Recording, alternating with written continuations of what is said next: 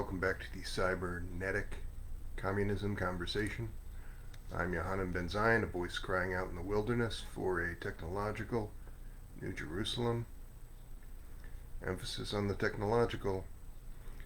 As I always say, there is no point in trying to build a better society around bad fundamentals, such as most cultural baggage, particularly that relating to superstition or other strange tools of the bourgeoisie. But I think it is worthwhile to try to state in even too poetic terms the importance of this outcome. And rather than do what I usually do, which is maybe recalling some notes that I've written, but generally speaking in a more extemporaneous way, I'm going to read something that's a bit on the more structured side, and even perhaps a little longer than some of the things that I'm usually reading, although not by far the longest.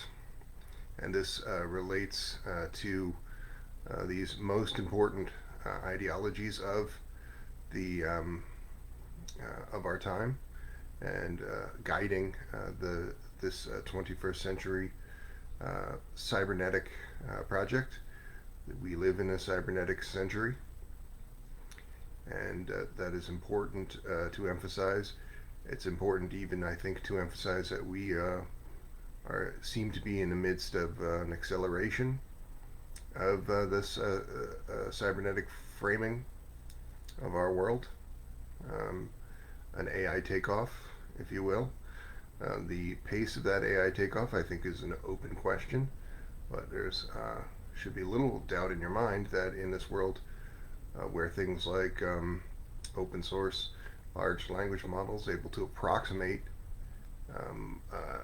human behavior and a work product effectively in so many areas today, these human mimickers exist, that this has significant implications for the systems and structures of our world, the political economy, most significantly. That is a central idea in this essay, what this political economy has been, what serious thinkers have wanted that political economy to be, and what we can glean from all of that in shaping this, unfortunately, bourgeois AI takeoff, but deconstructing and reforming that into a people's AI takeoff, a thing that is not a hyper-capitalist acceleration of the death of the planet, but rather a true acceleration of human welfare and stability. Without further ado, this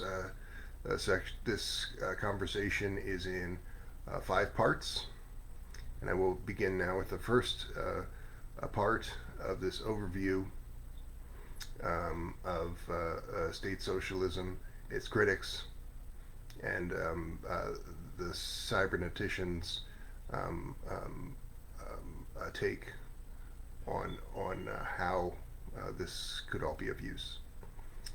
Historical materialist reassessment of revolutionary socialism is where we will begin, reframing the failure of the 20th century revolutionary that is perceived in public consciousness of the Westerner, particularly.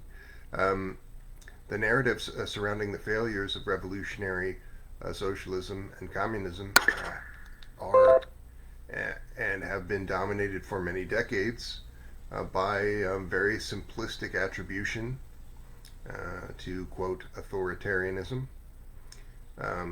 This conventional wisdom posits that the downfall of social experiments, most notably that of the Soviet Union, or other perceived failings of actually existing socialism today can be traced to the inherent flaws of centralized power and its suppression of individual liberties. While there are important things to be discussed there, this perspective overlooks a very complex interplay of bourgeois forces, limited material conditions, class struggles, and other external forces that have malformed those otherwise purer revolutionary outcomes. So, by reframing the discussion through this historical materialist lens, we can gain a more nuanced understanding of the challenges faced by liberation and socialistic movements today, and reassess the contributions of both the quote ultra-leftists and quote state socialists. The limitations of conventional narratives. The dominant discourse on the failures of socialist revolution often reduce complex historical processes to the actions of a few figures, even sometimes describing figureheads as the major actors rather than the people themselves. This narrative serves to delegitimize workers' projects and other socialistic and communistic ideals by associating them with proto-fascistic ideology of hero worship, and also by characterizing these actions as tyrannical. However, such a simplistic view ignores a broader context in which these revolutions occurred and continue to occur. It fails to account for the material conditions that necessitated certain actions and the external pressures that constrain the possibilities for truly humane and representative governance.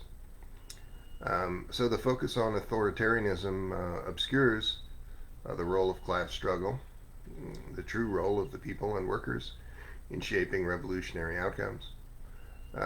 Socialist revolutions were not merely top-down impositions, but were driven by the collective actions of workers and peasants seeking to overthrow genuinely unsustainable and horrifically exploitative systems which continue to dominate our world. The conventional narrative's emphasis on individual leaders and their supposedly authoritarian tendency overlooks the agency of the masses and the structural constraints that they face. This problem can be summed up in a few words, such as CIA talking points. A person focusing on the works of some of the authors that I will discuss, like Alexander Berkman,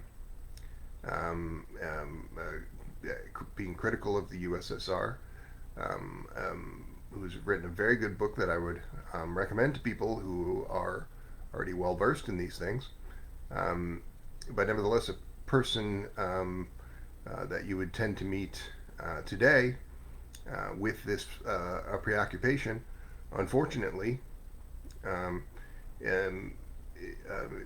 is not tending to be a person who is able, in the current contexts, to use that generally sound criticism in a useful way because of this essentially CIA talking point phenomena,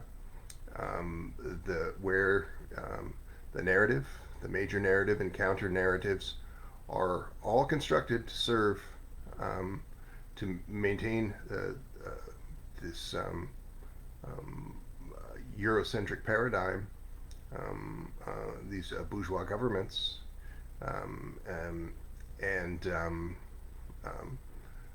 so a person with a preoccupation with the Trotskyist or the Maoist criticism of China, or the of contemporary China, or this anarcho-syndicalist criticism of state socialism. In a perfect world, these would be the driving forces of activity, but at present, they are overwhelmingly being weaponized against the the masses and used to effectively neutralize a discourse rather than build real projects for a better world. I would hope that in short order, this CIA-run world, or this Western intelligence agency dominion over so many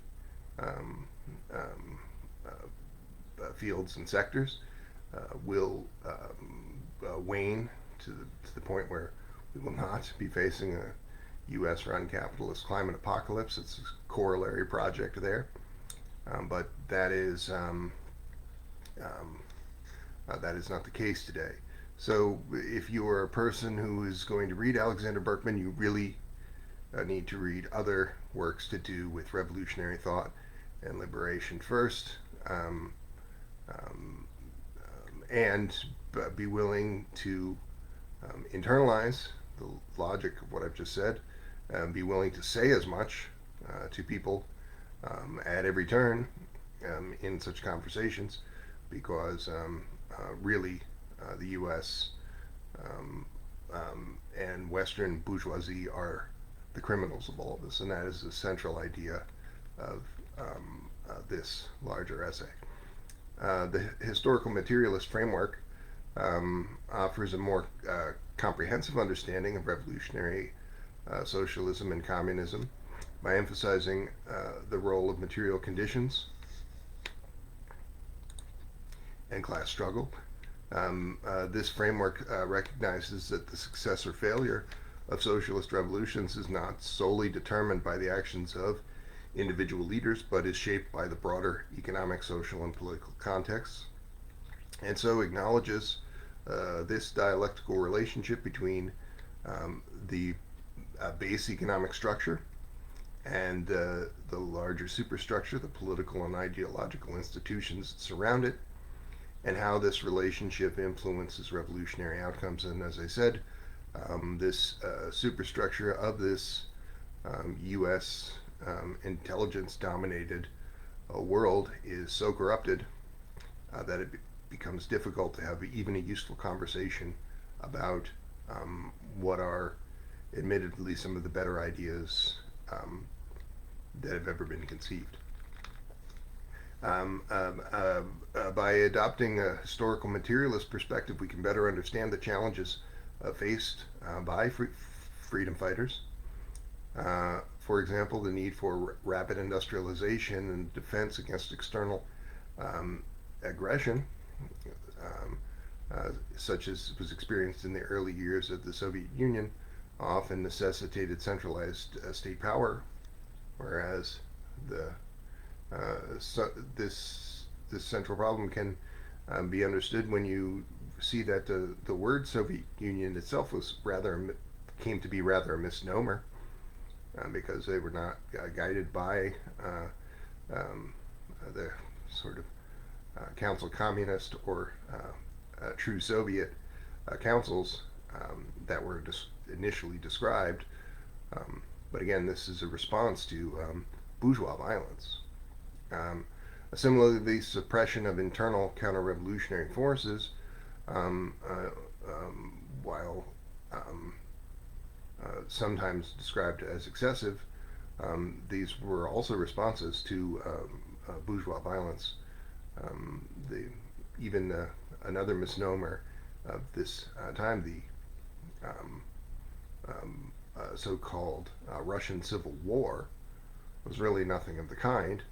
The Tsarist forces had been routed at this point, but they were essentially then propped up by an alliance of imperial fascistic forces, including the United States, less central to that process than they are in such things today, but nevertheless played a large role. But all of these North Atlantic powers, the bourgeois of the North Atlantic powers, joined forces to see that state socialism never came into existence, not because they are all staunch monarchists. The United States was not a monarchist force at that time, but because um, they shared a common interest in avoiding the abolition of private wealth. These are forces decidedly on the wrong side of history, and yet somehow these forces remain ascendant to this day. This more comprehensive understanding of the problems facing freedom fighters, I think will allow us to reassess the actions of socialist and communist cadres, not as inherent flaws to be hyperfixated on, but as responses to limiting material conditions and obscene external pressures. The central thesis of this reassessment is that the failures of revolutionary communism should not be attributed to any real degree to the authoritarianism of those people. Instead, we should consider the role of expansive external pressures, particularly the actions of Western sabotage and most notably Western intelligence agencies, other forms of capitalistic interference, and the global bourgeois class in undermining not just formal state socialist projects, but nearly every formation that could have begun to resemble a challenge to the forces of financial capital and empire.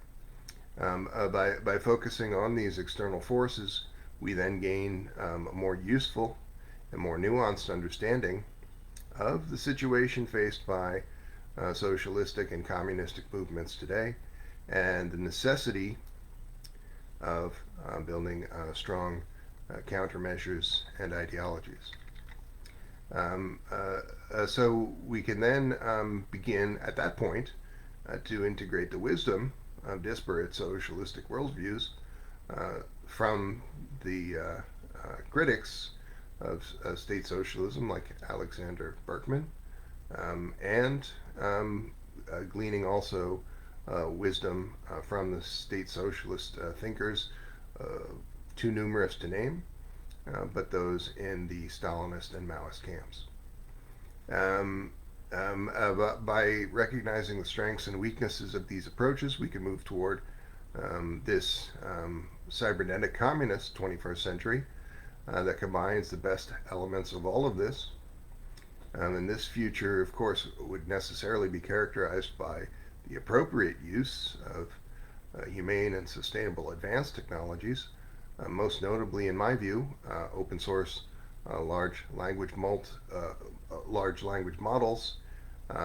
in a workgroup array as a workforce multiplier, allowing humanity to do more and more with less and less, because the existence of these human facsimiles steered by workers. And this will create the possibility for decentral planning and representation, unprecedented in human history, resource allocation, and this formation with the many millions could lead to full communism and such outcomes easily in our time if the masses are to embrace them. The alternative, I believe, is quite literally human extinction, and that is a path that we are on as we continue to suffer these bourgeois forces in our midst. Who are these bourgeois forces? The true villains. The role of Western intelligence agencies, other forms of capitalistic sabotage, and the global bourgeois class in undermining all such socialistic projects as described is too much overlooked in the conventional narratives. The conventional narratives um, focusing on this authoritarianism, for example. This amounts to basically victim blaming by quite nearly every Westerner, rather than a true analysis of the historical forces at work.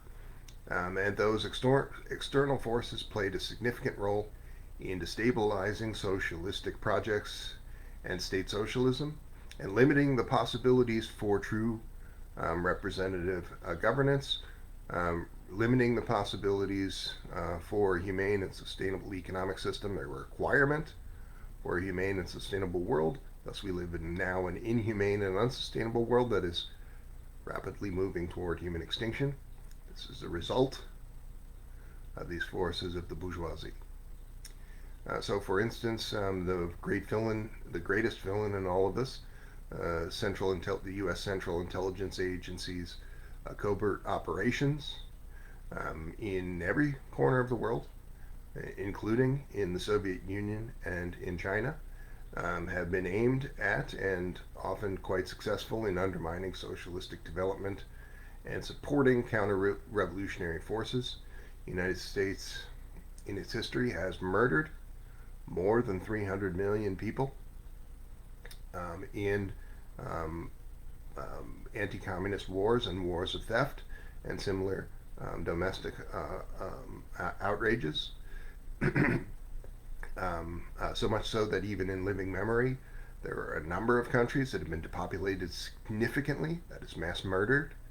1/4 or even a quarter of all living Vietnamese people and all living Korean people have been murdered at some time by the imperial fascist CIA-run United States. And this is not even beginning to cover the outrages of this kind just in South and Asia and Southeast Asia and East Asia alone. And you can point to, again, every corner of the world that has been subject to this kind of violence. And all of this is calculated to undermine the building of a more humane and sustainable economic system. Not because these people strongly dislike, the people behind these things strongly dislike Vietnamese or Korean people, for example, but because their only real priority is the protecting of private fortunes at the expense of humankind. So this capitalistic sabotage writ large across our world is not limited to acts of open warfare or literal bloody murder, but it includes neo-colonial forms such as economic sanctions and trade embargoes, which have been very successful at crippling those socialistic economies and even other formations and fomenting internal dissent. This fomenting of internal dissent is a central idea of this writing, because this dissent has been so successful that we are not even able to recognize the good ideas in these disparate worldviews of the so-called ultra-leftist versus state socialist. By recognizing the role of these external pressures, we can better understand the challenges faced by today's socialistic and communistic movements and the necessity of strong action to prevent these continued crimes. And so the true villains in any story to do with revolutionary formations are not the authoritarian leaders that are so frequently pointed to, but the global bourgeois class and their allies who forced them to those extremes in the cases where that is actually factual. Um, and all of this has been in service to maintaining an unholy power and privilege at the expense of the working masses and ordinary people. While external pressures do play a significant role in undermining all socialistic formations, it's also important to acknowledge the internal conflicts within socialistic movements.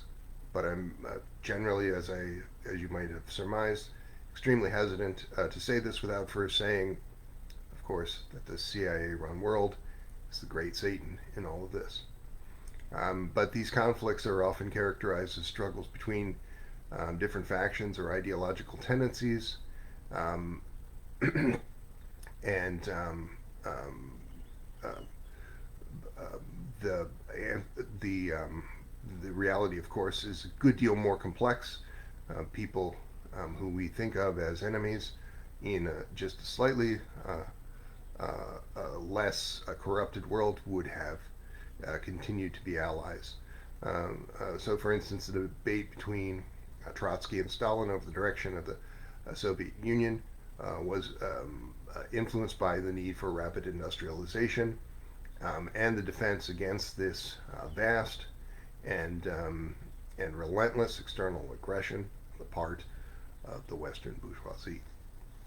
Um, by reevaluating these internal conflicts as responses to external pressures, this is, of course, not a novel idea, but one that is merely understated in the public imagination.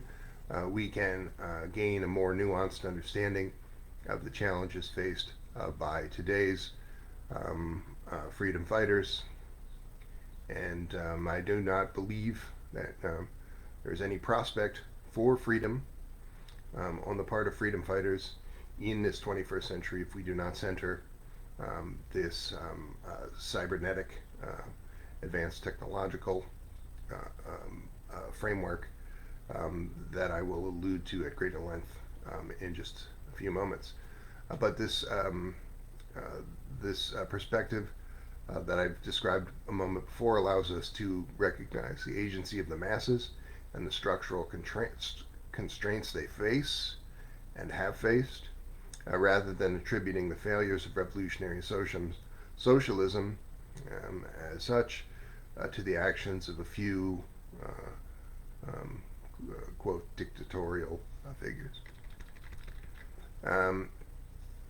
Integrating disparate socialist worldviews. The goal of this reassessment is to integrate the wisdom of disparate socialist worldviews toward this specifically cybernetic communist outcome. This future would be characterized by the use of advanced technologies such as I have alluded to, the open source large language model workforce multiplier in the many millions, transforming both base and superstructure to such a degree that we could see full communism in a few short years. This is all in service to facilitating representation and true planning and resource allocation of a kind that would allow us to build a humane and sustainable world, which necessarily requires, as you know, a humane and sustainable economic system. And so, by recognizing the strengths and weaknesses of both the quote ultra-leftist and quote state socialist approaches, we can move toward this necessary synthesis that incorporates the best elements of political philosophy thus far. This synthesis would require rather emphasize the importance of direct representation, a thing which has not been so eminently feasible at large scale in the past, but is in this advanced technological framework as described, and similar developments there, true worker control, and mass decentralized organization that would be viable. These were things that have been advocated by previous generations of ultra-leftists, and the biggest criticism of them is that they're advocating for something that may have not have been realizable at scale. But we have now reached a time where um, the wisdom of centralized state power in many contexts can be called upon, as can the wisdom of these idealists to build this thing that is not merely achieving the goals of 20th century state socialism, such as building, as was done, workable public health services, full employment programs, and full housing guarantees, but the full communist um, um, achievement of the ending of exploitation, elitism, and the withering of the state. These are things sometimes criticized as being less discreet, less clear than those state socialist institutions that I've described, and that's a legitimate criticism. But we can move toward making them as discreet by the forces of the thing, like I have described, a decentralized autonomous organization made up of this advanced computing multi-agent system. This can become as discrete a framework for achieving goals well beyond those of 20th century state socialism, such as the full cybernetic communist world. But back to our ultra-leftist friends for a moment. Ultra-leftism, with its emphasis on direct action, totally flattened worker control, and decentralized organization, has played a significant role in the history of revolutionary socialism. Before the emergence of the USSR, it's accurate to say that the only serious cadres really were tending to be people more that would be more described as anarcho-syndicalist than state socialist. It was regarded by the masses as something rather like a miracle that state socialist formations began to come into existence at the time and place that they did in the Soviet Union, spreading elsewhere. It's a significant thing when you think of what has occurred in the 20th and 21st century, the latter 20th and 21st century, that in only a quarter of a century, this world had gone from having completely ad hoc and informal labor actions, no significant influence of labor unions at all, to having labor unions as a significant national force, to then having states effectively run by such worker movements. All of that occurred in a period of a quarter of a century. There being virtually nothing to do with workers in any formal sense, to being worker states. And then how the response of the bourgeoisie to the prospect of the transcontinental abolition of private wealth led to so, for example, comrade Vladimir Lenin most famously believed, having lived through that quarter of a century, that a world revolution was imminent, and that the Soviet Union would spread, the internationalist project would spread around the world, and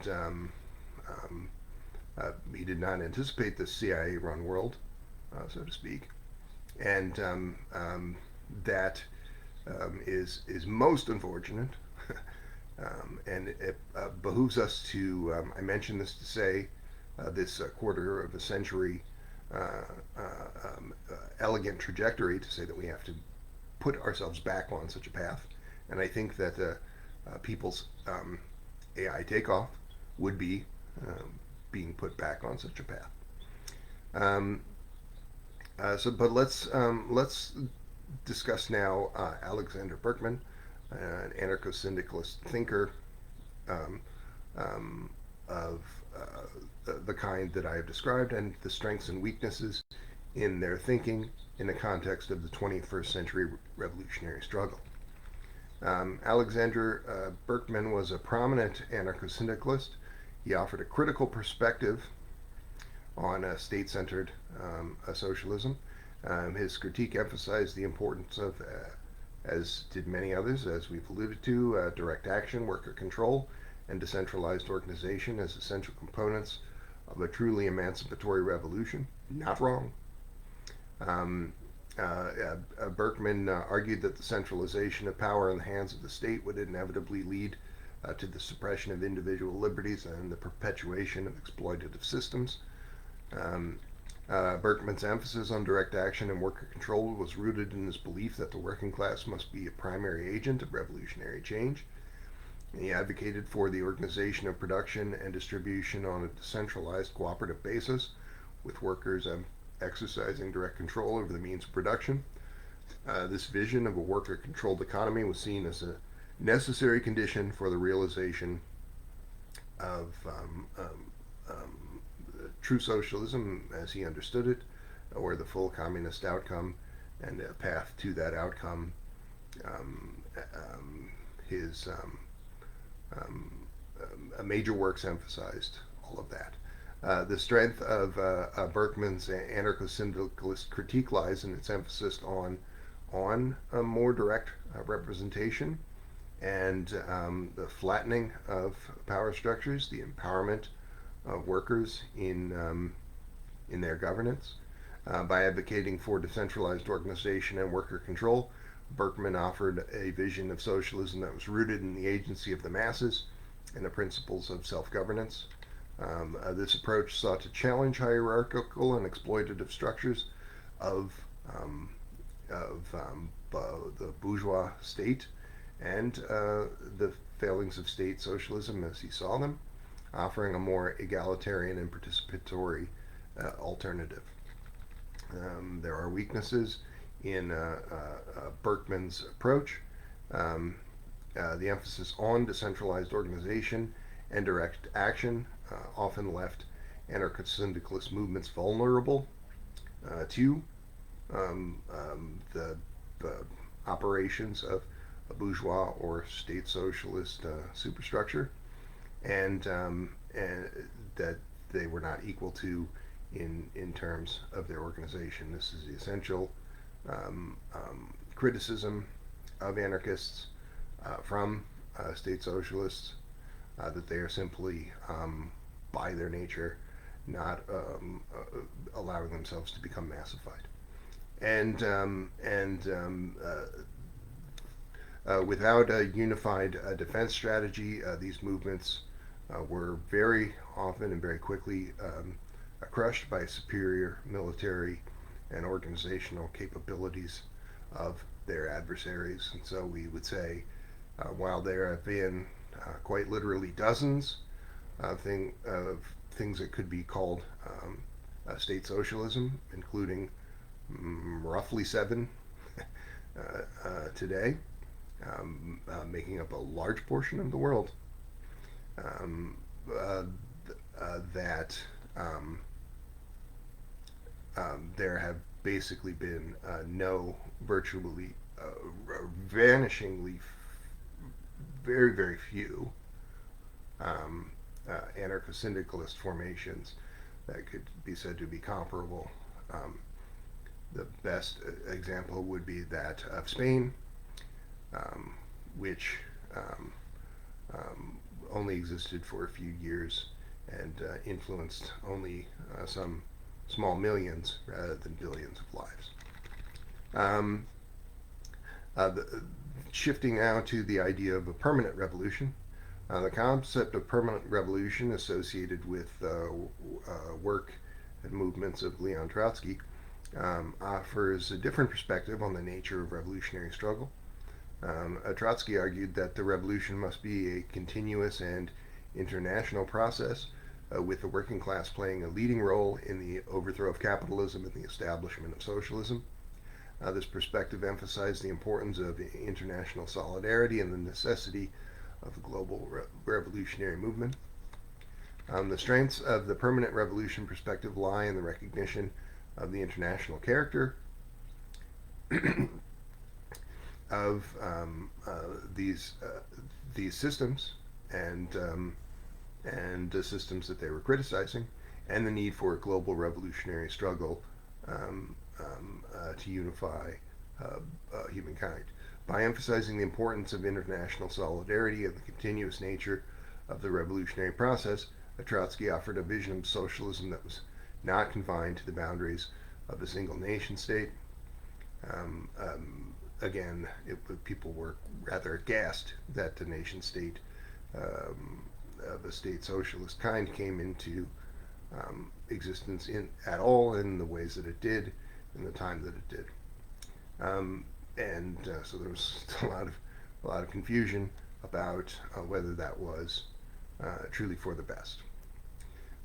This approach sought to challenge the global hegemony of capitalism and the bourgeois class, and it often equated the actions of state socialism as a form of bourgeois activity, offering a more comprehensive and far-reaching alternative, but like the criticism of the anarcho-syndicalist,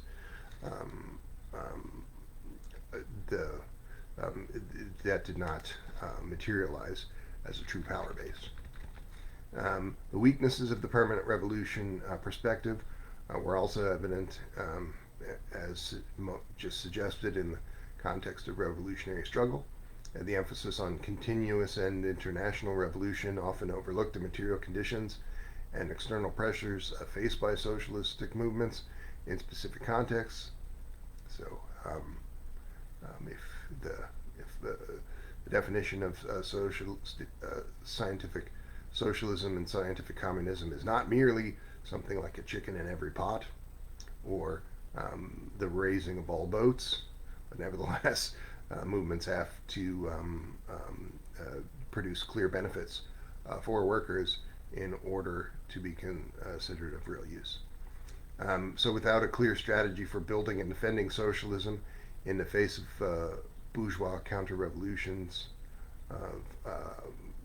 with so many faces, the permanent revolution perspective has often struggled to translate its vision into concrete movements or real activities of use. And this brings us to a vulnerability of decentralized movements, such as those advocated by anarcho-syndicalists and these other ultra-leftists that we are discussing. As a significant challenge for freedom fighters are these weaknesses. Again, these weaknesses are not generally inherent to the ideologies or projects themselves, but rather things that have been exploited by the duplicitous forces of the bourgeoisie.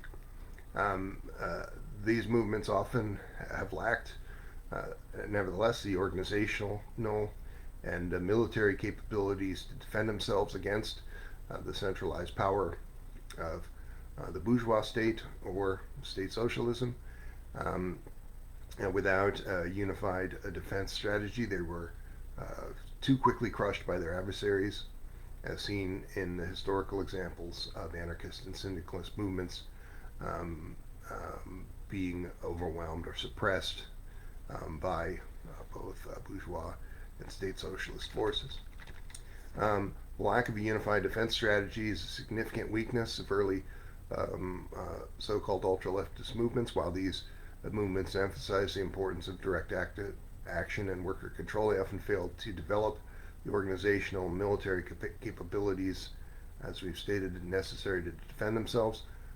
This was exacerbated by poor material conditions all around and external pressures faced by socialist movements, which often necessitated for better or worse, the more centralized formation. The seed of future organizations in all of this, despite the vulnerabilities of decentralized movements, the ultra-leftist emphasis on true representation and the organization of production in that more representative vein, it offers us a seed for 21st century organization of the cybernetic communist kind. This vision of a truly worker-controlled economy with decentralized and cooperative structures should provide a blueprint for more egalitarian and participatory society, one that has the benefit of this thing that these earlier generations of freedom fighters did not have, this workforce multiplication of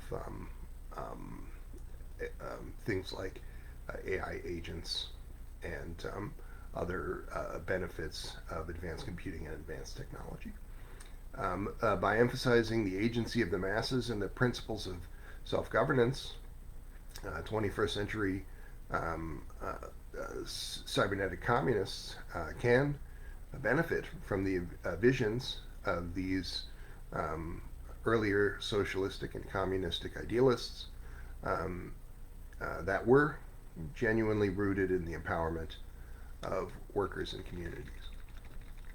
And so the seed of a future superstructure can be adapted into a cybernetic communist program where advanced computing and advanced technologies such as the open source large language model agent workforce multiplier in the many millions will facilitate true democracy, a thing which has not heretofore existed. That is real representation and resource allocation to match. There is not one without the other. The idea that a bourgeois democracy is a democracy is quite laughable because the people are not given the democratization of actual resources, but merely a sham democracy, which even that offers very little in the way of representation. By integrating the quote ultra-leftist emphasis on direct representation and worker control with the organizational and technological capabilities of the truly 21st century advanced cybernetic system, we can move towards a more egalitarian and participatory future.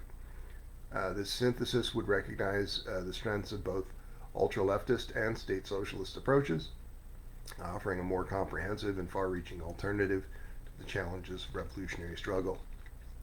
And so this conversation, I hope, has provided some useful analysis for a broader exploration of revolutionary socialism, challenging conventional narratives and offering, hopefully, a more nuanced reassessment of the contributions of both these, quote, ultra-leftists and the state socialists, who they often viewed as their adversaries. By adopting this historical materialist perspective, we can gain a more comprehensive understanding of the challenges that we face today that are most pressing, such as stopping the US-run capitalist climate apocalypse before roughly 2029, when the death of billions becomes certain, because we've reached this period of history of runaway overheating. We've already nearly reached a permanent breach of 2 degrees of overheating. And when we reach 3 degrees or more, the death of billions, if not all primate life on planet Earth, that's all human beings, is near certainty. So we must take drastic action up to and including transforming the base and superstructure into this cybernetic communist form. And if we do not transform the base, particularly the United States, which is a linchpin of all of this ecocidal destruction, if we do not transform the industrial base of the United States, most notably across a few sectors, most notably the abolition of the United States military-industrial complex, $1 trillion a year world's worst polluter, whose job is far worse than merely being the world's worst polluter, because its job is also to protect all the other super polluting concerns, creating this inescapable regime of super pollution that must be destroyed post haste. Similarly, we must see the near dismantling of other fossil fuel sectors up to the point where, but short of causing supply chain collapses. So roughly 98% then of fossil fuel products must be removed at once.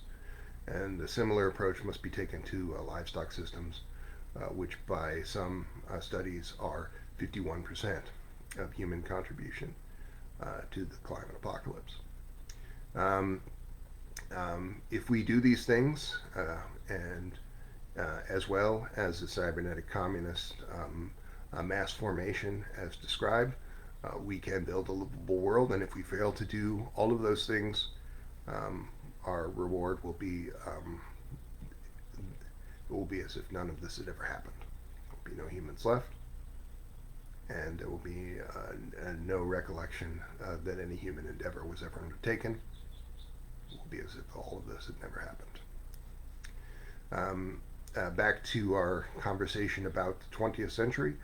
The emergence of state socialism in the 20th century marked a shocking and pivotal moment in the history of revolutionary movements. State socialism was characterized by central planning, rapid industrialization, leading to dramatically longer lifespans. In a quarter of a century, the USSR achieved what bourgeois states had accomplished over a century or more, a doubling of life expectancy. Because of these things, public health service, job programs, housing guarantees.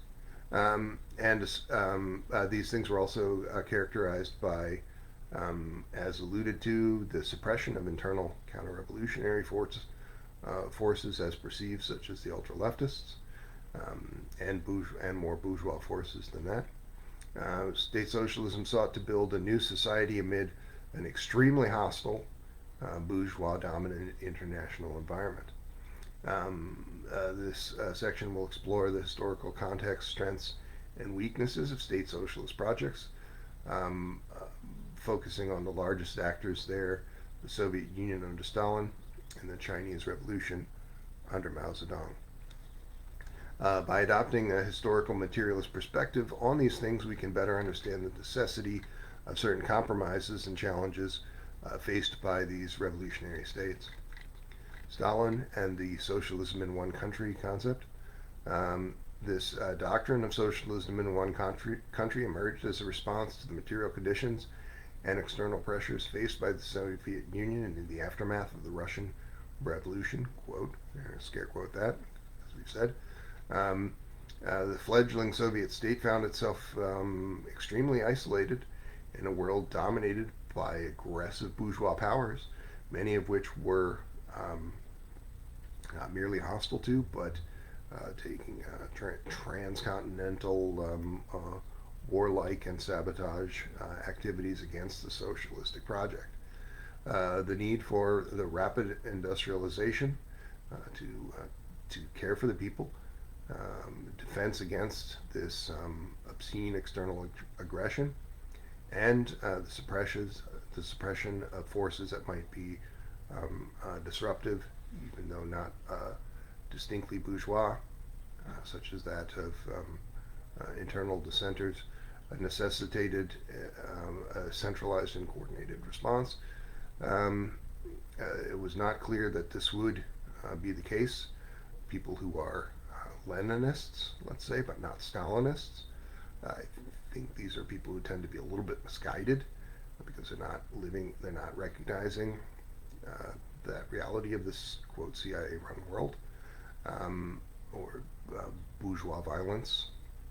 But nevertheless, they were quick to point out that this more centralized and defensive form of the USSR was not what was envisioned when the word Soviet Union was coined. Um, but again, that is a form of victim blaming, one of the most egregious kinds of victim blaming, in my view, because um, you know, if um, um, if you're in a bar, and a man breaks a bottle and begins slashing at you, and your life is about to end, and you pick up a chair and crack him on the head with it, and he falls, and now he's in a coma. It's a good chance you'd be arrested, but you were not in the wrong, right? The person who tried to slash your throat was in the wrong. The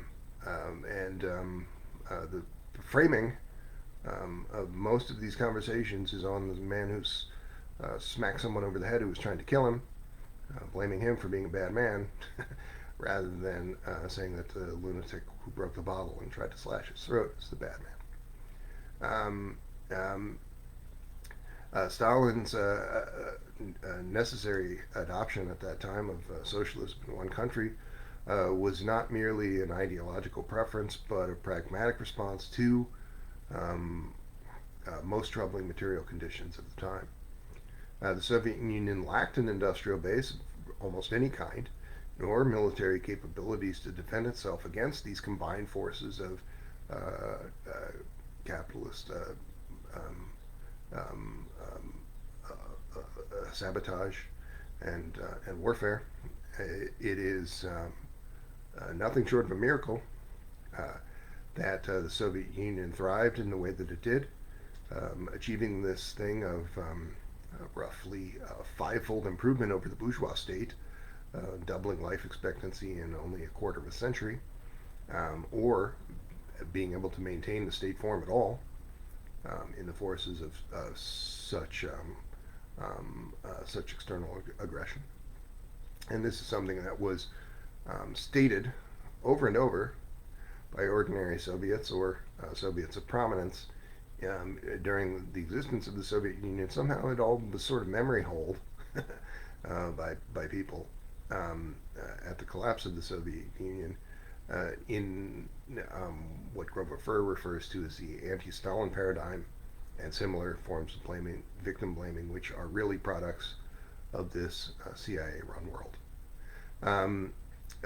But the doctrine of socialism in one country sought to prioritize the development of the Soviet economy and military, because military is a beautiful thing, but because they had no choice but to defend themselves, and so ensuring the survival of the socialist project in the face of the gravest of external threats.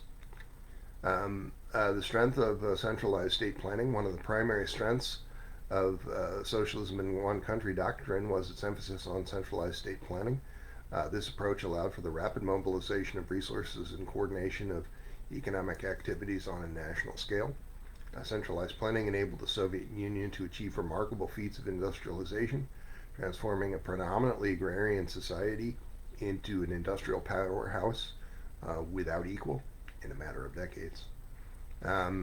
Centralized state planning also facilitated the development of a comprehensive welfare state, providing education, healthcare, and social security to the Soviet population. This represented a significant improvement to the living standards of the working class and peasantry, which had previously been subjected to exploitation and poverty under the Tsarist regime. I think it's the most significant thing you could say of the Soviet Union, or state socialism generally, is that it is a five-fold improvement over the industrial capitalism, which had taken over a century to do that same thing, doubling the life expectancy that they did in a quarter of a century. Both the USSR and China and others have seen similar outcomes.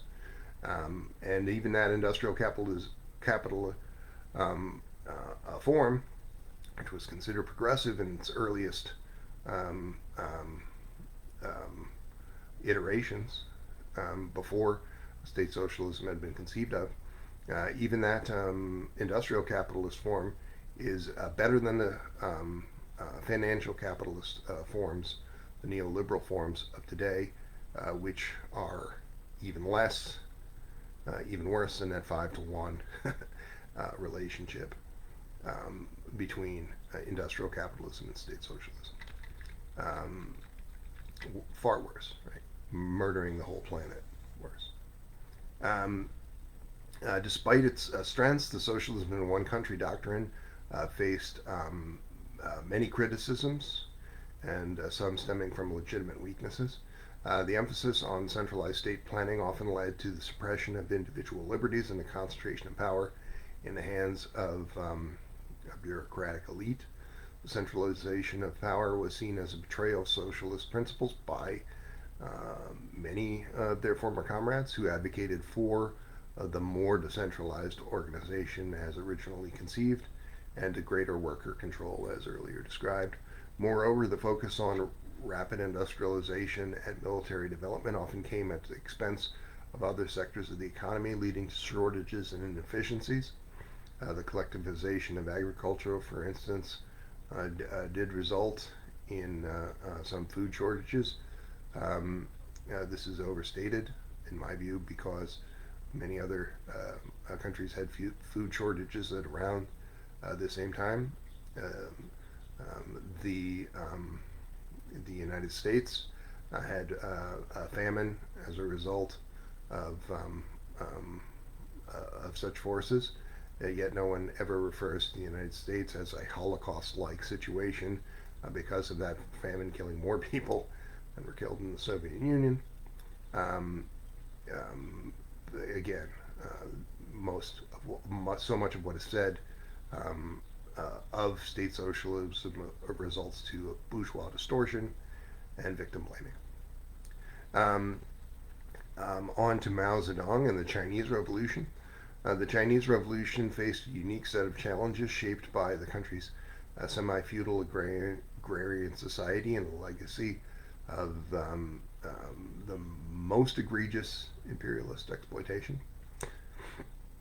Mao Zedong's revolutionary strategy emphasized the mobilization of the peasantry and the use of guerrilla warfare to overcome the superior military capabilities of the nationalist forces and their shadowy but expansive imperialist backers.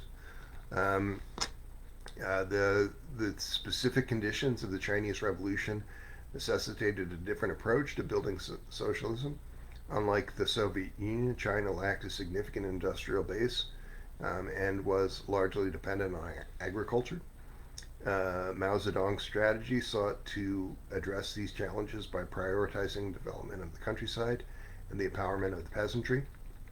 The role of peasant mobilization and guerrilla warfare, one of the strengths of Mao's revolutionary strategy was its emphasis on peasant mobilization and guerrilla warfare. By organizing the peasantry into a powerful revolutionary force, Mao was able to overcome the military superiority of the nationalist forces and the imperialists behind them. This strategy not only secured the victory of the Chinese Communist Party, which still rules today, but also laid the foundation for the development of the People's Republic of China, which has now become a substantial state socialist force on the world stage. Guerrilla warfare allowed the Chinese Communist Party to wage a protracted struggle against those nationalist forces, wearing down their military capabilities and undermining their support among the population. Again, a minor miracle that this was achieved. No, maybe not minor. This approach was particularly effective in the context of China's vast and diverse terrain, which provided ample opportunities for guerrilla operations. Strengths and weaknesses of Mao Zedong's approach. Mao's approach to revolutionary struggle had several strengths, including its emphasis on mass mobilization and the empowerment of the peasantry by prioritizing the development of the countryside and the improvement of living standards for the rural populations. Mao's strategy sought to address the root causes of poverty and exploitation in Chinese society. However, Mao's approach has faced some criticism. The emphasis on rapid industrialization and collectivization led to some troubling consequences, such as the criticisms of what occurred in the Cultural Revolution. These policies resulted in widespread suffering Um,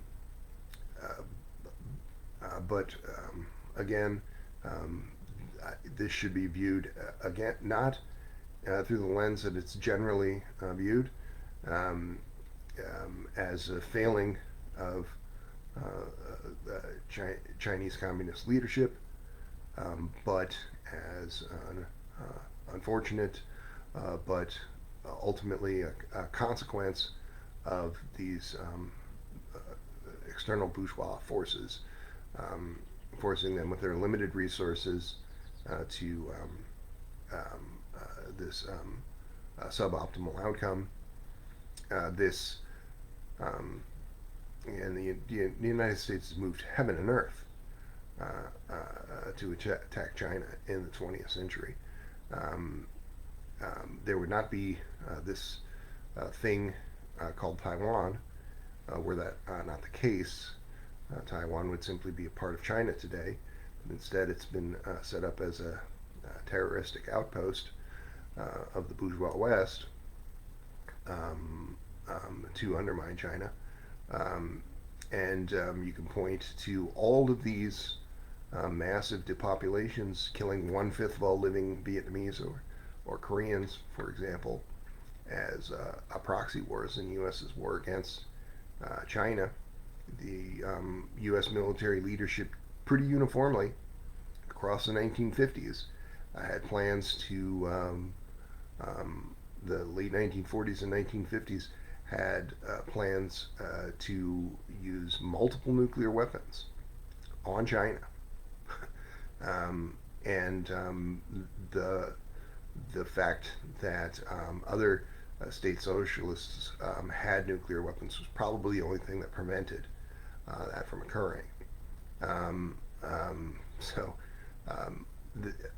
hopefully that provides enough context for you to understand that the problems of state socialism in the 20th century were not so specific to state socialism, but were more specific to imperialist and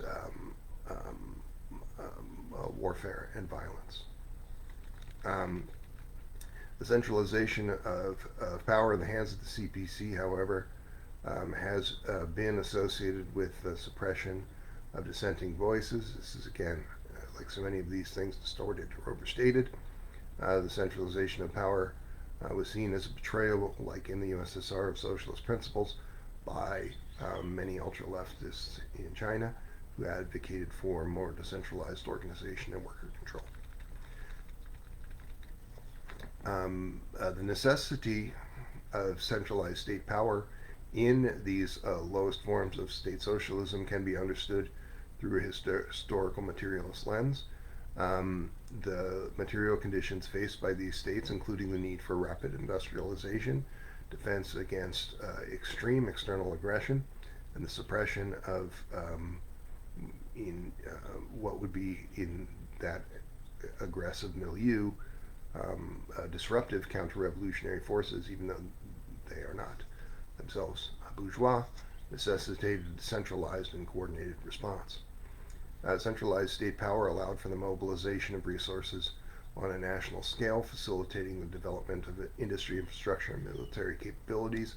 The centralization of power was seen as a necessary compromise in the face of such vast external threats, and so allowed for the survival of socialistic forms rather than them being stamped out, as would have been the case otherwise.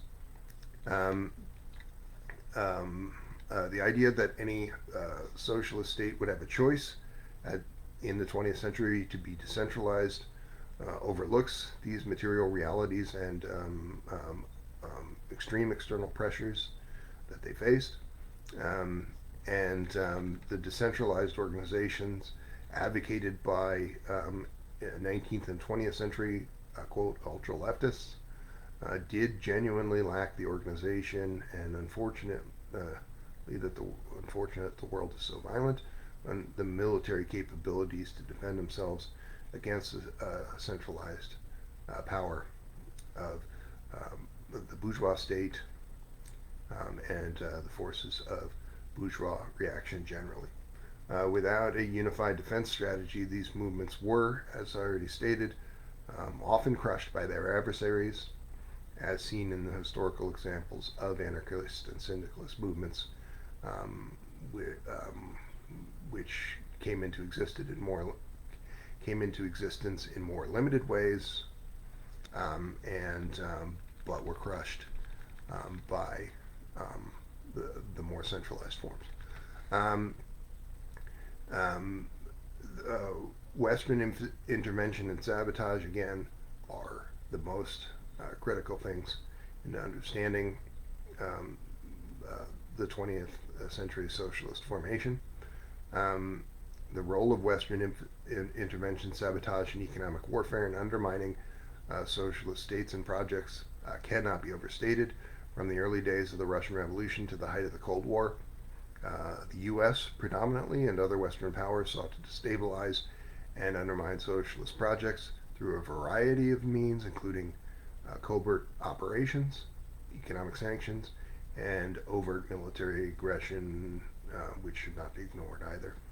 The Central Intelligence Agency played the most significant of roles in destabilizing socialist states through covert operations and these various other um, forces brought to bear, such as the funding of counter-revolutionary forces and sabotage of socialist economies. These operations sought to and continue to seek to destroy the legitimacy of socialistic governments, fomenting internal dissent, often with devastating consequences for the populations of these states. You should read the Jakarta Method, for example. That book describes this one of the first real forays into this most duplicitous form of proxy warfare, and combining all of these hellish things, leading to the death of many millions of Indonesian people and the utter annihilation of what would have otherwise been thriving state socialism in that land. Economic warfare and its impact, including sanctions, trade embargoes, and a host of forms of financial manipulation. It's another key strategy employed by the imperial fascist United States and its Western allies to destabilize socialistic economies and formations. These measures sought to cripple and did indeed cripple the economic capabilities of socialist states, undermining their ability to provide for the population and defend themselves against external threats. And so when you hear someone say socialism failed everywhere where it was tried, what they're really saying is that these imperial fascistic and neoliberal far-right forces are correct that we are correct to allow them to exist and apply this kind of violence to any effort to build a humane and sustainable world. That is an utterly foolish thing to say, especially when we now face this ticking time bomb of the U.S.-run capitalist climate apocalypse because of these very things. If something even very limited, not the world revolution that Comrade Lenin dreamed of, but even something very limited, like the building of jobs programs and public health services and the denial of military-industrial complexes. Something very limited relative to full abolition of private wealth, which is a necessity. But if that more limited success had occurred in the 20th century, we would not be facing extinction today. But ultimately, the problem is only solved by the abolition of private wealth. It remains a problem, which is a problem on a longer time scale, if not dealt with. The impact of economic warfare on the lives of ordinary people across the world was and is profound, continuing to lead to tremendous shortages, poverty, and suffering. There are 1 billion people on planet Earth who are born. They never have sufficient food or sufficient potable water or other necessaries of life, and they live only a short number of years and die. This is not a natural phenomena. This is not an act of God, something outside of our control. This is specifically a problem of the Eurocentric paradigm, the Western bourgeoisie, the operations of financial capital and empire causing those many, many, many, many, many millions of murders. And these conditions have created a fertile ground for internal chaos and counter-revolutionary activities, which have been further fomented by actors like this Central Intelligence Agency, undermining the possibility of a livable world, undermining the stability of even today's socialist states. The Cold War and socialist development. The Cold War represented a significant challenge for socialist development as the global struggle between capitalism and socialism intensified. The division of the world into competing blocs led to the militarization of international relations, with both sides seeking to expand their influence and undermine their adversaries. For socialist states, the Cold War necessitated a focus on military development and defense against external aggression. This often came at the expense of other sectors of the economy, leading to inefficiencies and shortages. Moreover, the arms race and the constant threat of military conflict created a climate of fear and insecurity, further undermining the stability of socialist states. Despite the challenges and criticisms faced by state socialist projects, it's important to acknowledge their often ignored successes. One of the most significant achievements of state socialism was that rapid industrialization and modernization of previously underdeveloped economies. In the USSR, for example, centralized state planning facilitated the development of a comprehensive industrial base, transforming the country into a global superpower in mere decades. This achievement was particularly remarkable given the external pressures and poor material conditions faced by the Soviet state in the early part of the 20th century. Similarly, in China, the People's Republic of China achieved rapid industrialization and modernization that led to comparable improvements in living standards to this day. The development of infrastructure, education, and healthcare systems represents a major advancement over the conditions of the pre-revolutionary era. Uplifting of the peasantry and workers. Another often ignored success of state socialism was the uplifting of the peasantry and workers. Through the collectivization of agriculture and the development of worker-owned enterprises, state socialist projects sought to empower the working class and peasantry, providing them with a greater degree of control over their lives and livelihoods. These policies led to significant improvements in living standards, including access to education, healthcare, and social security. The empowerment of the working class and peasantry represented this major advancement over the conditions of exploitation and poverty that characterized pre-revolutionary societies. However, these successes were often the targets of bourgeois sabotage, as U.S. and Western powers sought to undermine the legitimacy and stability of thriving socialist states. Economic sanctions, trade embargoes, and covert operations did successfully cripple socialist economies and formations and fomented internal dissent, often with devastating consequences for the populations of those states. Again, 300 million people have been murdered by the fascist United States in its history, operating on these principles. Despite these challenges, the successes of state socialism represented a significant achievement in the struggle for a more just and equitable society. By acknowledging these successes, we can gain a more nuanced understanding of the strengths and weaknesses of state socialist projects and the necessity of certain compromises in the face of these vast external pressures. On to another subject.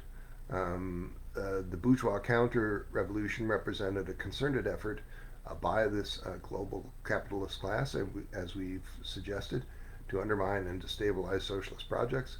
This offensive, waged through economic warfare, military intervention, and ideological manipulation, has had a significant impact on the struggles faced by the peoples of socialist states. By examining the strategies and impacts of this counter-revolution, we can better understand the challenges faced by social movements today and the necessity of a robust revolutionary strategy.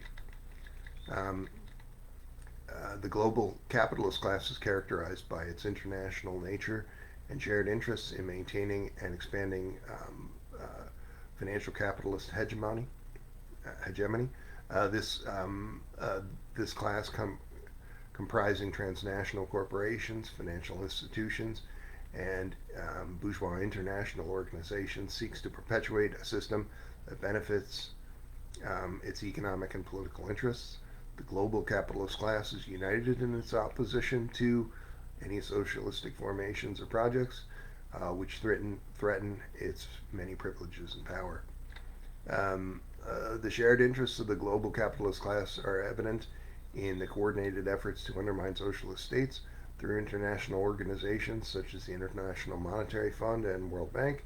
The capitalist class has imposed onerous neoliberal policies that prioritize exploitative market liberalization, privatization, and deregulation. These policies aim to integrate socialist economies into the global capitalist system, undermining their ability to pursue alternative development paths. This has been extremely successful in the global south, so much so that we would say that the end of colonialism, that is generally occurring around 1945, was no end to colonialism, but rather a transition to this aggressive neoliberal type policies that we could call neocolonialism. And again, the cost is those billion people in the global south, predominantly, who do not have their needs met and whose lives are cut tragically short. The role of transnational corporations and financial institutions is significant in the bourgeois counter-revolution. These entities use their economic power to influence political outcomes, shape public opinion, and undermine any socialistic or humane project, really. Through investments, loans, and trade agreements, they seek to integrate socialist economies into this fiendish and unsustainable capitalist system, creating dependencies that limit the autonomy of states across the global south, particularly the more socialistic states. Moreover, transnational corporations and financial institutions use their influence to promote neoliberal policies that benefit their interests. These policies, often imposed through structural adjustment programs and conditionalities, aim to privatize state-owned enterprises, liberalize markets, and deregulate economies. The implementation of these policies often leads to the dismantling of socialistic institutions and the erosion of worker rights and protections on a massive scale. Western intelligence agencies, particularly the United States Central Intelligence Agency, have played a significant role in the bourgeois counter-revolution. Throughout the Cold War and beyond, these agencies have engaged in covert operations aimed at destabilizing socialist states and supporting counter-revolutionary forces. These operations have included funding and training of opposition groups, the sabotage of socialist economies, and the orchestration of coups and assassinations. The history of Western intelligence operations against socialist states is extensive and well documented. They often admit that they did these things. So the list is very long. But from the CIA-backed coup in Guatemala in 1954 to the support of the Contras in Nicaragua in the 1980s, these operations have sought to undermine socialist projects and maintain capitalist hegemony. The strategy employed by Western intelligence agencies have evolved over time, adapting to a changing political, economic, and technological landscapes. But they remain, nevertheless, extremely hateful and disruptive. The use of sabotage, propaganda, and covert operations. Western intelligence agencies have employed a range of tactics to destabilize socialistic states and formations, including sabotage, propaganda, and covert operations. Sabotage operations have targeted critical infrastructure such as power plants, transportation networks, and industrial facilities, always aiming to disrupt economic activities and undermine public confidence in the state socialistic forms. Um, Propaganda campaigns have sought to maintain, shape public opinion both within and outside socialist states through the dissemination of misinformation and manipulation of media outlets. Western intelligence agencies have successfully discredited many socialist leaders, fomented a massive amount of internal dissent, and undermined the legitimacy of socialistic projects, and also undermined the core functioning of their own states. Um, Covert operations have included the funding and training of opposition groups, the infiltration of socialist organizations, and the orchestrations of coups and assassinations. These operations have sought to create political instability, weaken socialist governments, and pave the way for regime change. Support for counter-revolutionary forces. Western intelligence agencies have provided significant support for counter-revolutionary forces in socialist states. This support has included financial assistance, military training, and the provision of weapons and equipment. By backing opposition groups, Western intelligence agencies have sought to create a powerful internal challenge to socialist governments, undermining their ability to maintain political and economic stability. The support for counter-revolutionary forces has often been accompanied by efforts to isolate socialist states diplomatically and economically through the imposition of sanctions, trade embargoes, and other punitive measures. Western powers have sought to weaken socialist economies and limit their access to international markets and resources. Economic warfare is then a key strategy in this bourgeois counter-revolution, aimed at destabilizing socialist economies and formations and undermining their ability to provide for their populations. This warfare has taken various forms, including, as mentioned, sanctions, trade embargoes, and financial manipulation. Sanctions and trade embargoes have been used to restrict socialist states' access to international markets, technologies, and resources. These measures have aimed at crippling socialist economies, creating shortages, inflation, and economic instability. The imposition of sanctions has often been accompanied by diplomatic efforts to create socialist states, limiting their ability to form alliances and access international support. It's not an understatement to say that the operations of empire and financial capital are the cause of all the world's ills. And when they are removed from removed as forces of historical significance, we will be able to build not just a livable world, but a world which would seem quite utopian by contrast. Financial manipulation has included the manipulation of currency markets, withholding of loans and investments, and the impositions of conditionalities on financial assistance. These tactics have aimed to create economic crises, undermine public confidence, and pave the way for bourgeois or far-rightist state. Impact on socialist economies and populations of this economic warfare has been profound. The restrictions on access to international markets, technologies, and resources have led to shortages, inflations, and economic stability. These conditions have created significant hardships for ordinary people, leading to poverty, employment, and social unrest. So, an example of this is the United States embargo's impact on Cuba, which is leading to many, many hungry people now, and has led to the death of many hundreds of thousands, if not millions, of people who have otherwise had a much happier life. But nevertheless, even in spite of these ongoing onerous embargo and economic warfare conditions, Cuba now has a longer life expectancy than the country which has imposed all of this upon them, the United States. The imperial boomerang is a real phenomena. You are not served. You are almost to a man protecting the forces of the bourgeoisie. You uphold and support them in a variety of ways. They are not capable of upholding and supporting you, however. Your life is cut short by the operations of these things, not to the same degree, not with the bombing and murder of billions, but nevertheless, your life is negatively impacted by these forces, even in the best of conditions, even without the ticking time bomb of the U.S.-run capitalist climate apocalypse, which will wipe us all out. Back to economic warfare, which has been accompanied by ideological campaigns aimed at discrediting socialist projects and fomenting internal dissent through the manipulation of media outlets and the dissemination of misinformation. Western powers have sought to shape public opinion and undermine the legitimacy of socialist governments. The necessity of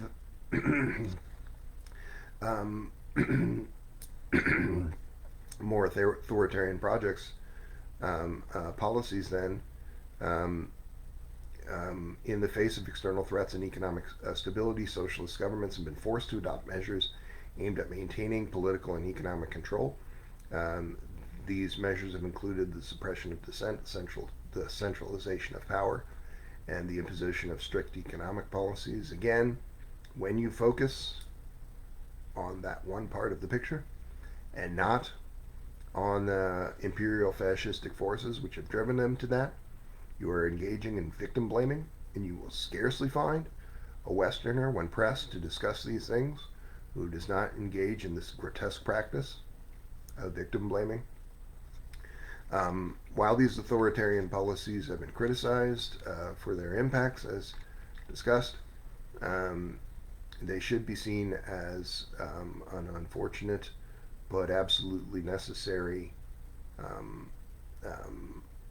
struggle for survival in the face of imperial fascist violence.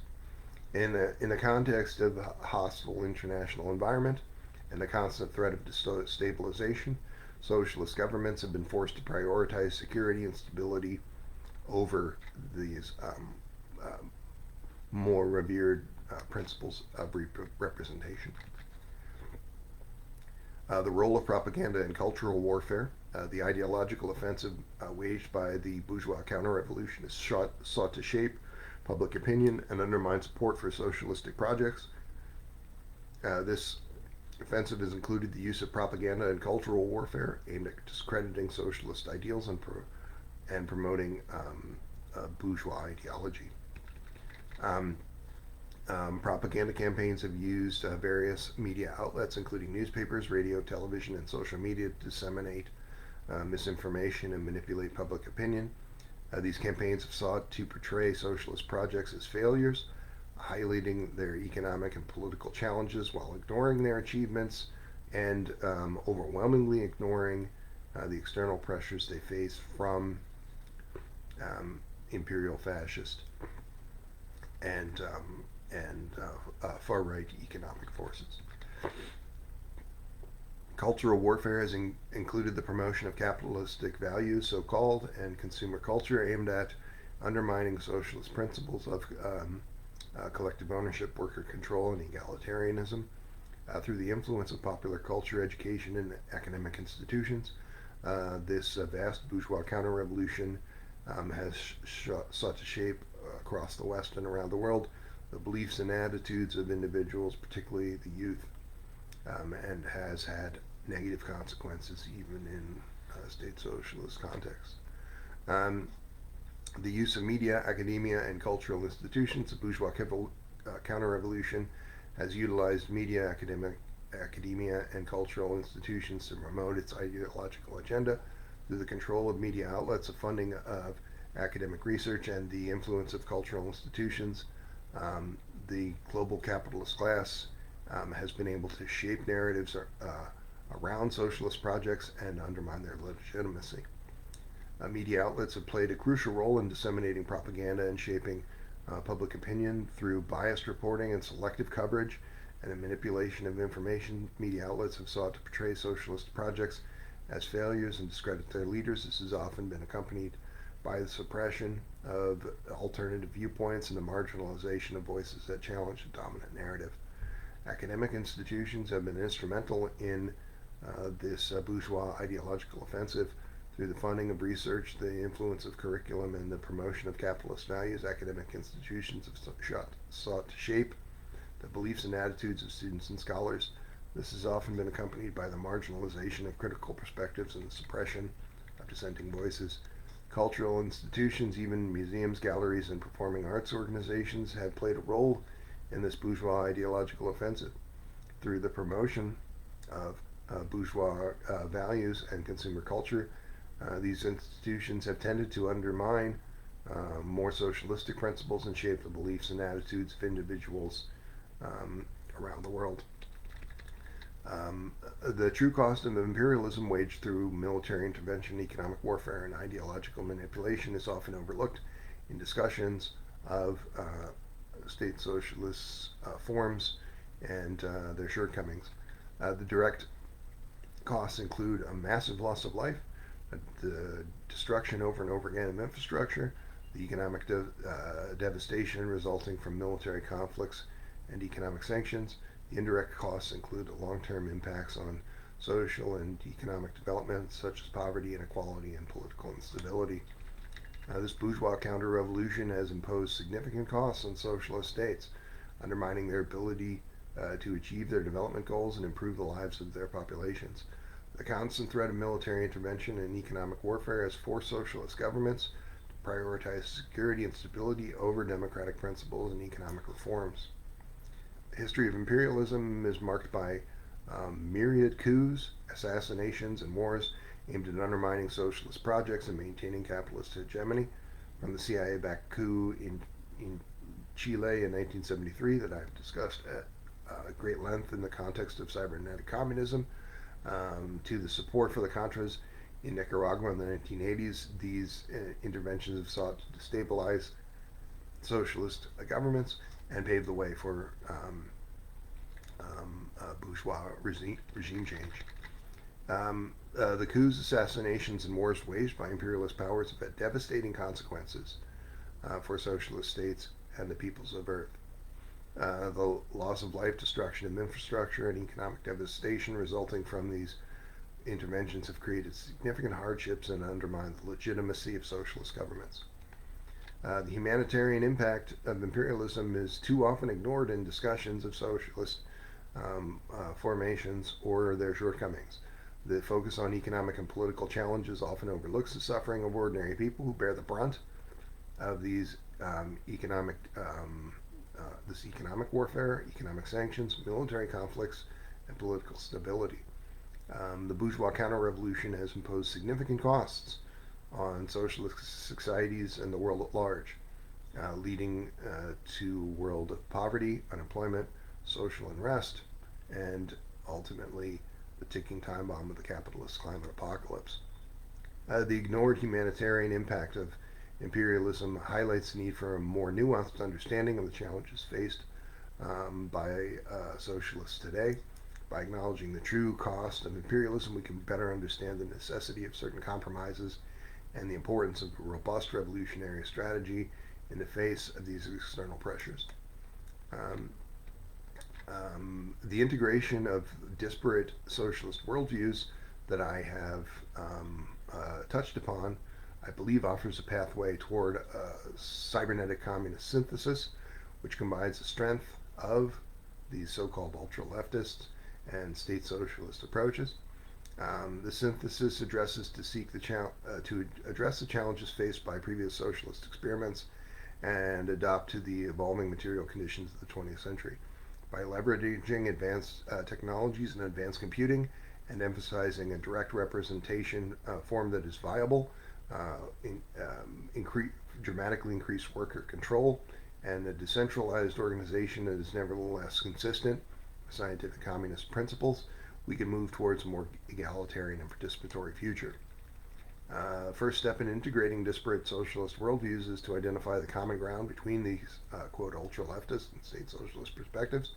Both approaches share a commitment to the empowerment of workers and the creation of a more just and equitable society. They recognize the need to challenge the exploitative structures of bourgeois capitalism and imperialism and the bourgeois state, seeking to build a new social order based on collective ownership, worker control, and egalitarian principles. The ultra-leftists emphasized perhaps to their detriment. In the 20th century, direct action, worker control, and decentralized organization as essential components of an emancipatory revolution. They advocated and continue to advocate for the empowerment of workers and communities seeking to build a society based on self-governance and collective decision-making. This perspective recognizes the importance of grassroots mobilization and the agency of the masses in driving revolutionary change. State socialists, on the other hand, emphasize the necessity of centralized state power in certain contexts, particularly in the face of external threats and the need for rapid industrialization. They recognize the role of the state in coordinating economic activities, providing public goods, and defending against external aggression, not least of those. This perspective acknowledges the material conditions and external pressures that have necessitated a more centralized and coordinated response. To move toward a cybernetic socialist synthesis, we must incorporate the strengths of both the ultra-leftist and state socialist approaches.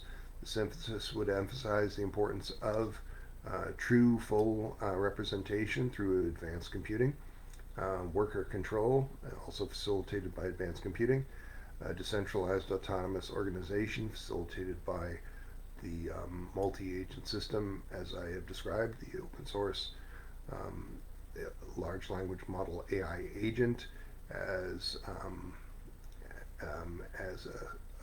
a mass, the center of human activity. So if you have a number of people who download a specially tailored large language model to their computer, and they respond in the course of a week to some maybe very limited queries, yes or no questions, but by hosting this large language model that's able to work with other large language models, it's specially tailored to do that, and by helping to steer it to prevent things like AI hallucination, what you have created is something that is able to do more and more with less and less. Dramatic workforce multiplier with many millions of users in this formation would be the basis for this multi-agent system of a decentralized autonomous organization that leads to things like true direct digital democracy and worker control. By integrating and learning from the disparate worldviews of past revolutionaries, we can build on the strengths and avoid the shortcomings of past projects and build nuanced and adaptable framework for cybernetic communism in the 20th century. We must do this because, as I have said, we have until roughly 2029 before the US-run capitalist climate apocalypse renders all human endeavor a moot point. The integration of disparate socialist worldviews also requires addressing the criticisms of both ultra-leftist and state socialist approaches. Ultra-leftists have been criticized for the lack of a unified defense strategy and a vulnerability of decentralized movements to the centralized forces. State socialists have been criticized, as we have said, for the centralization of power and the suppression of individual liberties and even more democratic forms.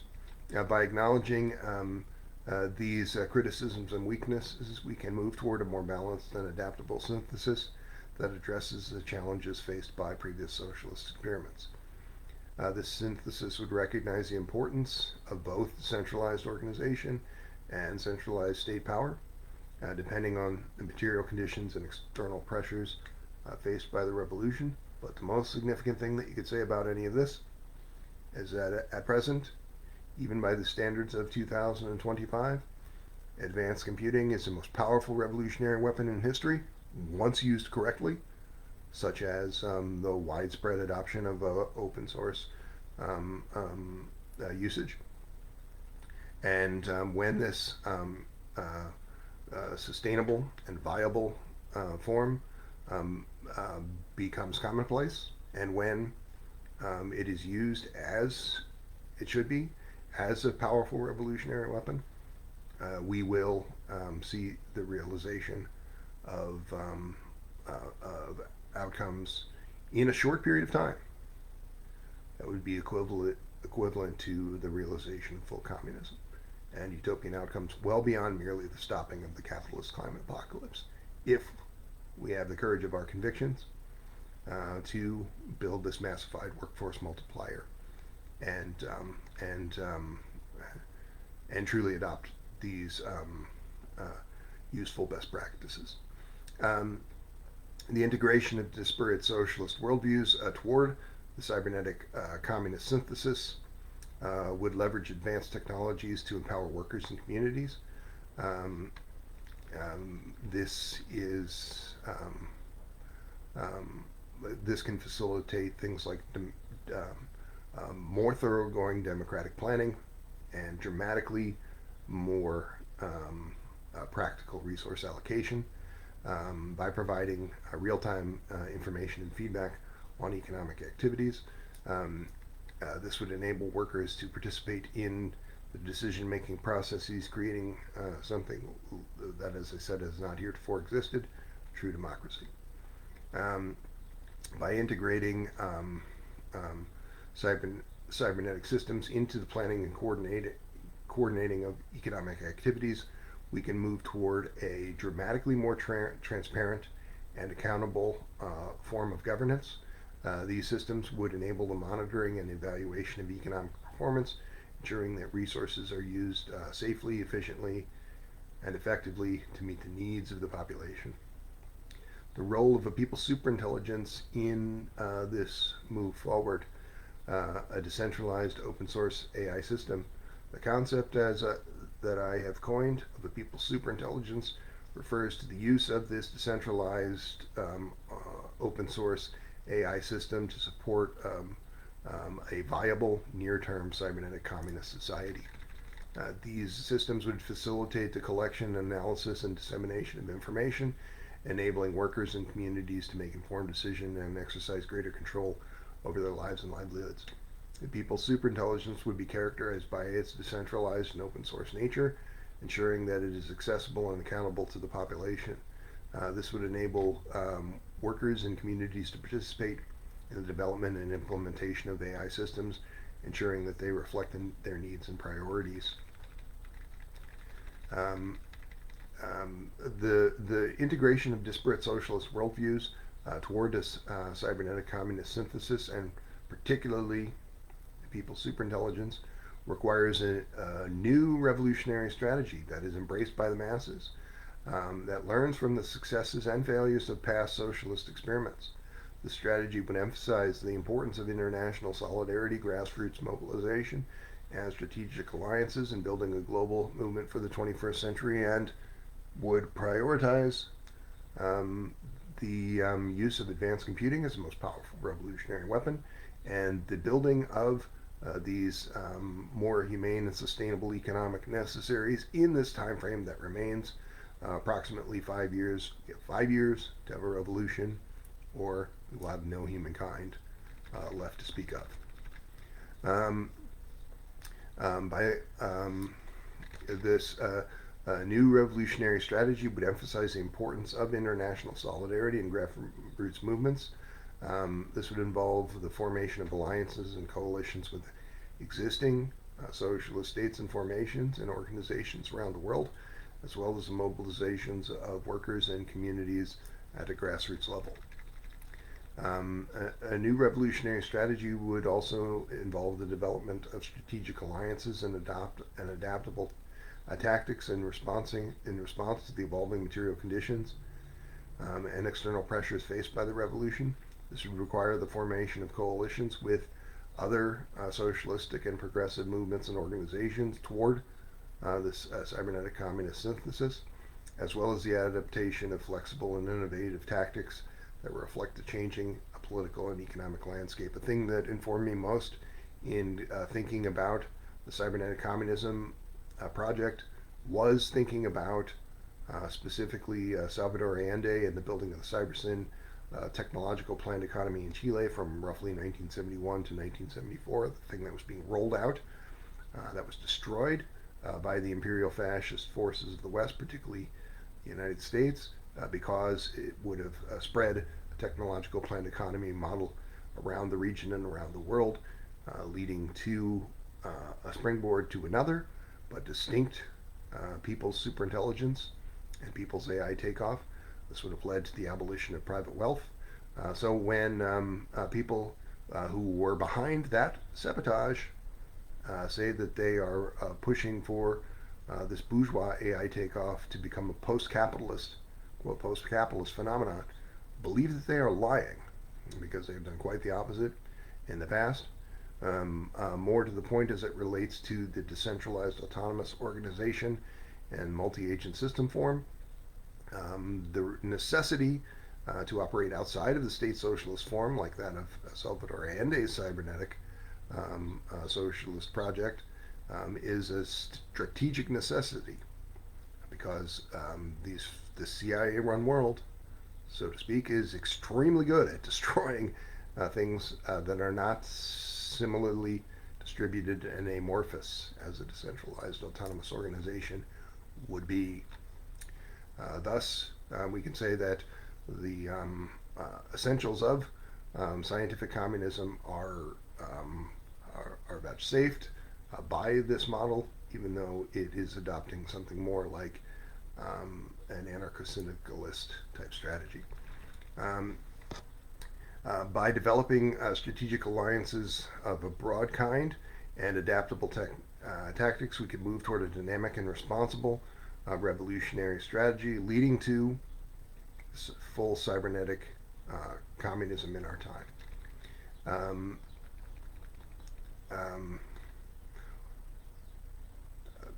I implore you to support revolutionary action wherever you are, and do everything that you can to integrate the cybernetic communist philosophy, and to initiate the project of the cybernetic communist, namely the people's superintelligence, the open source large language model workforce multiplier. You can do a tremendous amount of work now, even if you have limited use of computer programming by 20th century or early 21st century standards. You can nevertheless engage with this activity by the process known as vibe coding, where you talk to an open source AI agent and tell it that you want to work on a program, and what sort of resources you have at your disposal, and it will tell you, insert this code here into Notepad, insert this code here into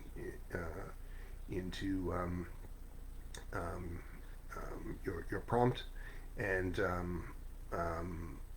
you can begin the building of this people's superintelligence, even if you're not a computer programmer. This is increasingly moving toward a natural language processing use of computer programming that requires only project manager level understanding of coding, and not the actual coding itself. You can apply this principle to any number of things, but bear in mind that there's this ticking clock of the capitalist climate apocalypse. So you can use this same strategy to enrich yourself, maybe doubling or trebling your earning potential. That means very little if shortly thereafter humanity ceases to exist. So I implore you again to use your powers for good by working toward the cybernetic communist outcome. The vision of the cybernetic communist future is one that learns from the past and seeks to avoid the pitfalls of the bourgeois influence and the failings, such as they are, of previous socialist experiments. And this learning from the ultra-leftist and socialist approaches, the cybernetic communist synthesis, focusing on advanced computing as the most powerful revolutionary weapon in history. We can do this thing. It may seem hard, even a long shot, that we could avoid the capitalist climate apocalypse, killing billions or all of humankind. But we can do this thing of building the cybernetic socialist society in our time. It requires first that you're prepared to envision this outcome. It requires that you're able to speak out, and when people respond in with defeatist language, that you will repudiate that. And it requires more than anything that you work with your fellow human beings, understanding the importance of solidarity, of grassroots mobilization, of building these necessaries for a livable world.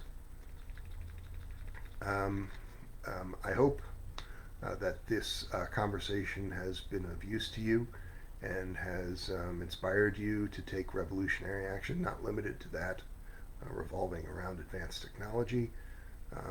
As I've said many times before, when I meet a scientific communist who is more technophobic than myself, who does not prioritize advanced computing as the most powerful revolutionary weapon of our time, I hope that they are right, in the sense that perhaps they already have millions of people who are just operating in secret, but who are preparing to march on the Pentagon or the White House with AR-15 in hand and demand the end of the US-run capitalist climate apocalypse. I wish that were true, but I have made an effort to observe human activity, and I have not noticed that there are millions of people in that formation yet. The capitalist climate apocalypse continues unabated at this time, and so it behooves us not to take this more technophobic approach, but to use every weapon at our disposal as much as possible, which includes, but is not limited to, this idea of advanced computing as a revolutionary tool, particularly for building the people's superintelligence, the open source large language model workforce multiplier, which I think will ultimately prove, if humanity is to survive, to have been central to the project of building a livable world. Thank you.